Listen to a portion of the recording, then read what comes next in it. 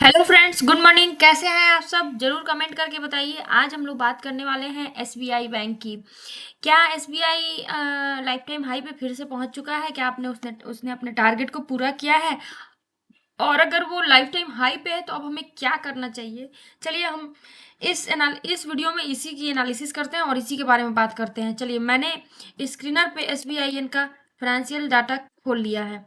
ये देखिए, कंपनी की जो मार्केट कैप है वो 6,73,540 करोड़ की है। ओके, करंट प्राइस अभी 755 पे वो चल रहा है।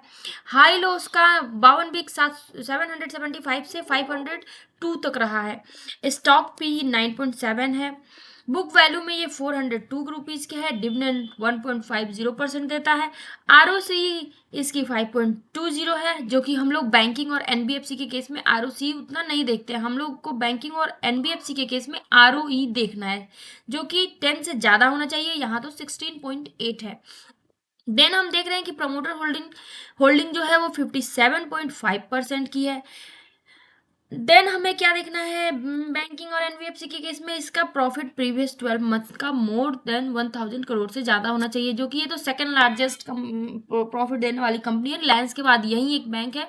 रिलायंस के बाद रिलायंस जितना प्रॉफिट प्रोड्यूस करती है 12 मंथ का, उसके बाद एसबीआईएन ही एक ऐसी बैंक है या कंपनी बोलिए जो कि वो 70,399 का ये अपना प्रॉफिट डाल रही है। उसके बाद देखिए हम हाई प्राइस ऑल टाइम, देखिए ये लाइफ टाइम हाई पे आ चुका है 775 और करंट प्राइस है 755। ओके, इसका अगर हम क्वार्टर टू क्वार्टर ग्रोथ के बारे में बोले तो एसबीआई को कौन नहीं जानता।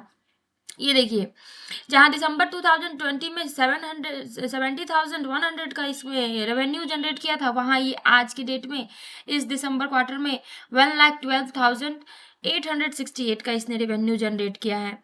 अगर नेट प्रॉफिट की हम बात करें तो नेट, अगर यहाँ हम इसको देखें, व्यू स्टैंड लोन करते हैं तो अब हम देखते हैं नेट प्रॉफिट की हम बात करें तो 9,000 प्रॉफिट बिफोर टैक्स जो है वो 12,500 करोड़ का है। और आफ्टर टैक्स इसकी 9,164 करोड़ का है। ग्रॉस एनपीए इसका धीरे धीरे कम हो रहा है। नेट एनपीए लास्ट दिसंबर के ये से थोड़ी सी कम हुई है। ठीक है, उसके बाद अगर हम इसके बैलेंस शीट की बात करें तो इसकी लगातार इक्विटी कैपिटल में तो थोड़े से पैसे डाले गए हैं, लगभग बराबर ही है। रिजर्व जो है वो बढ़ता जा रहा है। 83,280 से ये 3,26,717 तक पहुंच चुका है। फिक्स एसेस इसके पास काफ़ी हैं, 42। एसबीआई के बारे में मुझे क्या बताना है, हम अपने पैसे अपने घर में नहीं रख के एसबीआई अकाउंट में रखते हैं। तो एसबीआई एक रिलायबल बैंक है, इसके बारे में हमें ज़्यादा नहीं सोचना है। अगर हम इसका प्लेस्ड पर शेयर होल्डिंग पैटर्न देखें तो पब्लिक के हाथ में ओनली 7% रह गया है। प्रमोटर के हाथ में 57.49% है। एफआईआई इसके पास 10.11 पॉइंट के अप्रॉक्स है। गवर्नमेंट के पास डीआईआई इसके पास 24% है और गवर्नमेंट के पास 0.03% है। मेन है पब्लिक के पास ओनली 7 पॉइंट रह चुका है, प्योर पब्लिक है वो। और कंपनी का जो अभी एसबीआईएन पे टेक्निकल चार्ट पैटर्न बन रहा था वो मैं आपको दिखाती हूँ, जिससे आपको कन्विक्शन मिलेगा ट्रेड लेने के लिए कि हाँ ये शायद सही ट्रेड है मेरा। ये देखिए, यहाँ पे मैंने इसे कप विथ हैंडल एक पैटर्न बनाया था। ये देखिए, ये एक यहाँ से जाता हुआ कप विथ हैंडल पैटर्न था। ये कप बना था और ये हैंडल बना था। ये मैं आपको वापस से पेंसिल से दिखाती हूँ। ये देखिए, ये यहाँ से कप बना था यहाँ तक, फिर ये हैंडल बना था पूरा। ओके, अब देखिए, नाउ यहाँ पे कप विथ हैंडल हुआ और ये ग्रीन कैंडल से ब्रेकआउट हुआ। यहाँ एक ग्रीन कैंडल से यहाँ ब्रेकआउट हुआ। ठीक है, अब जो जो ग्रीन कैंडल का नेक है उसके ऊपर एक और ग्रीन कैंडल बनना चाहिए। सॉरी, मैं ये इसकी कैंडल की सेटिंग चेंज कर दे रही हूँ। ये मेरी ब्लैक है, इसको मैं ग्रीन करती हूँ। ओके, नाउ देखिए, एक ग्रीन कैंडल बना, उसके ऊपर, उसके नेक के ऊपर एक और ग्रीन कैंडल बनना चाहिए। तो यहाँ ये ग्रीन कैंडल बन के हमें ब्रेकआउट कंफर्म कर दिया, ये ग्रीन कैंडल बन के यहाँ। उसके बाद ब्रेकआउट होने के बाद रिट्रेस होती है। रिट्रेसमेंट होती है, तो ये रिट्रेस होके वापस यहाँ तक नेक लाइन तक आया भी, वापस नेक लाइन तक आया भी, लेकिन ये चूंकि कप से नीचे नहीं गया इसलिए ये पैटर्न खराब नहीं हुआ। ये देखिए ये कप से नीचे नहीं गया, ये नेक कप यहाँ तक आ रहा है और ये यहीं से रिट्रेस होके वापस चला गया।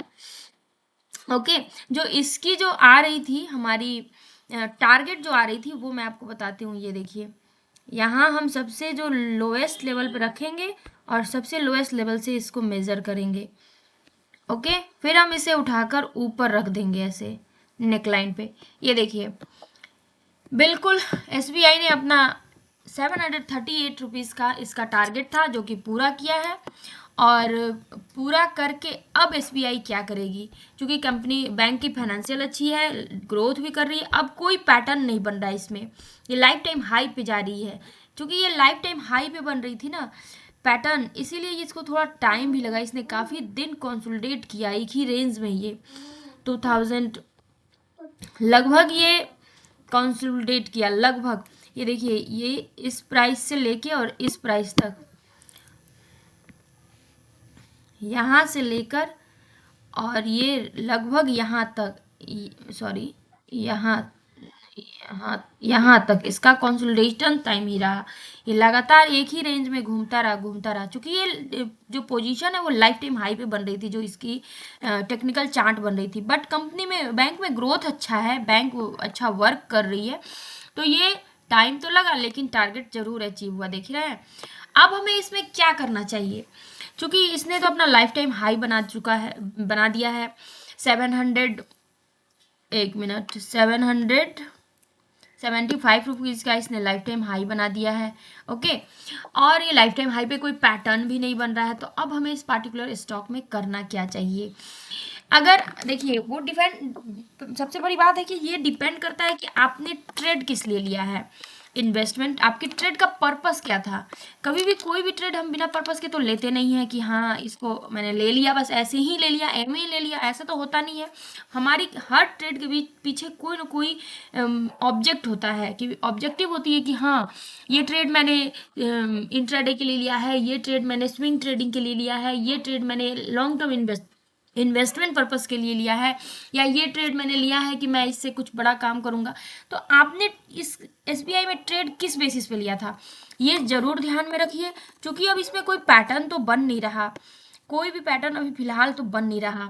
तो ये मे भी हो सकता है कि थोड़े दिन यहाँ कंसोलिडेट करे, यहाँ पे वापस से यहाँ थोड़ी दिन यहाँ कंसोलिडेट करे, उसके बाद फिर ऊपर जाए कोई पैटर्न बना के, या फिर हो सकता है ये थोड़ा और ऊपर जाए और फिर वहां जाके पैटर्न बनाए।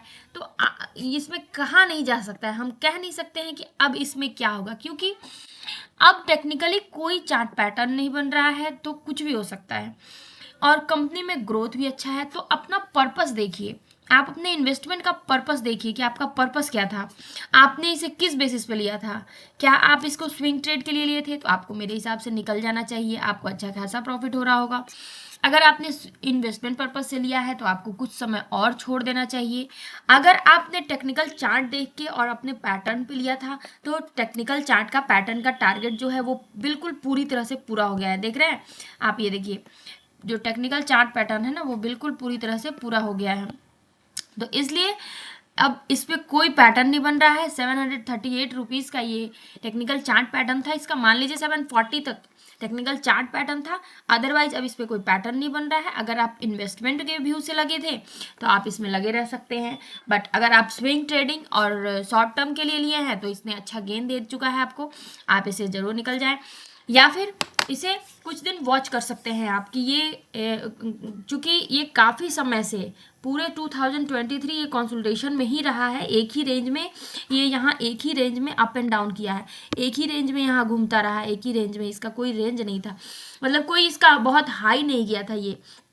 तो इसलिए आप इसको अपने वॉच लिस्ट में लगाइए, ध्यान दीजिए इस पे।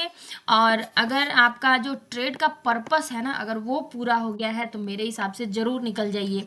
लेकिन अगर पर्पस पूरा नहीं हुआ है, अगर आपने इन्वेस्टमेंट डाली है तो इसे छोड़ दीजिए, आराम से ये आपको और अच्छा प्रॉफिट देगा। मैंने तो टेक्निकल चार्ट पैटर्न के बेस पे लिया था, सो मेरी ट्रेड कल आउट हो गई है, मैंने कल सेल आउट कर दिया है। अब आपने किस बेसिस पे अपना ट्रेड लिया है, मैसेज करके कमेंट करके ज़रूर बताइए। वीडियो अगर अच्छी लग रही है तो लाइक कीजिए, शेयर कीजिए, सब्सक्राइब कीजिए, अपने दोस्तों से भी लाइक करवाइए, सब्सक्राइब कराइए। Thank you, have a nice day, जय हिंद।